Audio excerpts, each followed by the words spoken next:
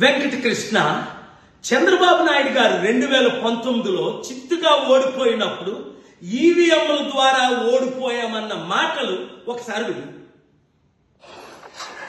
ఇక్కడ ఈవీఎంలు ప్రపంచంలో ఎవరు వాడరు.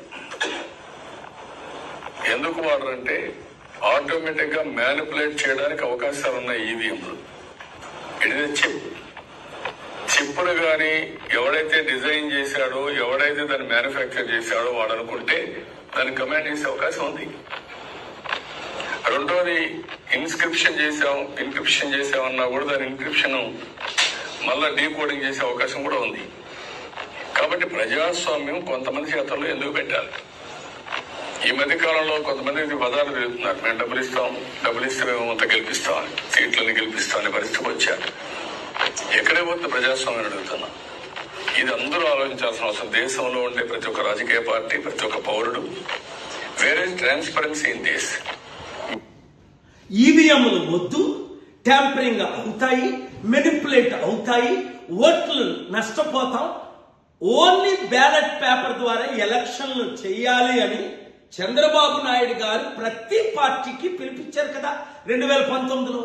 మరి ఇప్పుడు నువ్వు అంటుందేంటి ఈవీఎం ట్యాంపరింగ్ అవ్వలేదని? అంటే ఆయన పిచ్చోడా, నువ్వు పిచ్చోడువా?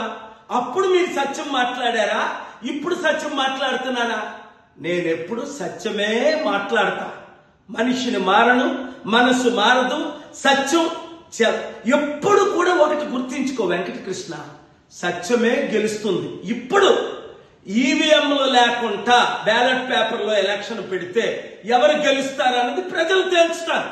కనుక ఇలాంటి అవినీతి మాటలు ఆడుకుంటా, అబద్ధం, కుతంత్రం, అవినీతి నా విషయంలో నాకు తెలుసు. ఒక బూత్ లో 22 ఓట్లు పడినప్పుడు 4 రావడం ఏంటి? అవి ఈవీఎం ట్యాంపరింగ్లు కాదా, మోసం కాదా? కనుక ఈవీఎం మినిస్టర్లని వీళ్ళందరికీ పేరు పెట్టా. బీజేపీకి 240 వచ్చా, నీకు తెలుసు, నాకు తెలుసు, నువ్వే చెప్పావు.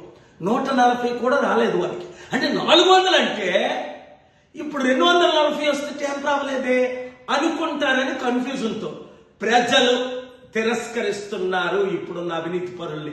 కనుక ఈ వీడియో మీరు నేను కలిసి అందరికీ రీచ్ అయినంత వరకు వైరల్ చేద్దాం, ప్రజాస్వామ్యాన్ని కాపాడదాం, ఈ గజ దొంగల నుంచి మనం విడుదల చేద్దాం. Thank you.